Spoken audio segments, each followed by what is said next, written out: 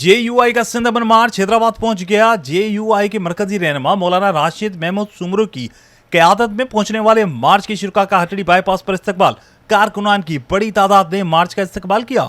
मार्च की शिरका पर क्रेन के जरिए फूल निछावर किए गए। सिंध अमन मार्च जलसे से रहनुमाओं ने खिताब करते हुए कहा कि सिंध में जो बदअमनी हो रही है उसके पीछे कौन खड़ा है। आज सिंध पर काबिज टोले को अवाम ने पैगाम दे दिया है, जो अमन के नाम पर कारकुनान निकलते हैं उनको गिरफ्तार कर लेते हैं।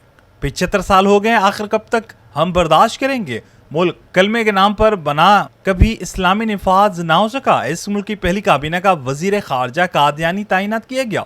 मुल्क 26 साल तक बगैर आइन के चलता रहा। शिरका का सिंध मार्च से खिताब करते हुए मजीद कहना था कि ये मुल्क 3 दिहाइयों तक अबूरी आइन पर चलता रहा। 70 की इंतखाबात में जमीयत के अकाबरीन मुंतखब हुए, ऐवान में पहुंचे। आज का आइन हमारे अकाबरीन ने ही दिया, जो इस्लामी आइन है। आए इस्लामी मुआशरे की तश्कील और इस्लाम की पासदारी करता है। भुट्टो ने रोटी कपड़ा का नारा लगाया, इस्लाम की कोई बात नहीं की। हमारे अकाबरीन की काबिशों से कादियानियों को काफर करार दिया गया। इमरान हुकूमत ने मुल्की मईशत व इस्लामी कल्चर को तबाह किया। इमरान हुकूमत ने इसराइल को तस्लीम करने की मुहिम चलाई। 70 साल से कश्मीरियों के हक पर डाका मारा गया। 8000 फलस्तीनी शहीद हो चुके, पर अक़वाम मुत्तहिदा अमरीका का गुलाम बना हुआ है। अक़वाम मुत्तहिदा ने हमेशा अमरीकी मुफादात का तहफ़्फ़ुज़ किया है। आज मेरा दिल इसराइल पर लानतें बरसा रहा है, फलस्तीन जिंदाबाद के नारे बुलंद कर रहा है। और फलस्तीनियों के लिए 2 नवंबर को जब मैं ये सिंध अमन मार्च कारवां लेकर जुमेरात को कराची पहुंच रहा हूं, तो उस दिन सिंध अमन मार्च के एजेंडे में एक और एजेंडा तूफान अक्सा और सिंध अमन मार्च हम शामिल करेंगे। 2 एजेंडे होंगे। और इसी स्टेज पर मेरे कायद कराची में मौलाना फजलुर रहमान भी तूफान अक्सा और सिंध अमन मार्च में होंगे।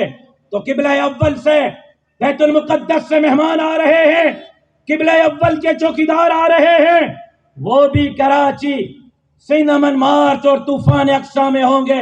हैदराबाद वालों, क्या आप भी 2 नवंबर को कराची तूफान अक्सा और सिंध अमन मार्च के जलसे में होंगे?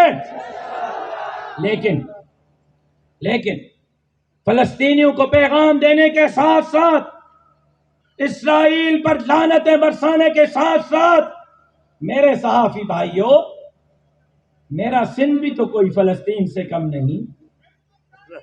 मेरे सिंध को भी तो फलस्तीन बनाया गया है। और इसराइली किरदार यहां के हुक्मरान 75 साल वाले अदा कर रहे हैं। फर्क यह है कि वो बम से मार रहे हैं, ये जिना करके मार रहे हैं। वो बम से मार रहे हैं, बारूद से मार रहे हैं, ये जमीनें छीन के मार रहे हैं। फर्क ये है, वो फास्फोरस डाल के मार रहे हैं, ये अस्पतालों में एम्बुलेंस न देकर, वेंटिलेटर न देकर, MRI और सिटी स्कैन न देकर सिंध को मार रहे हैं।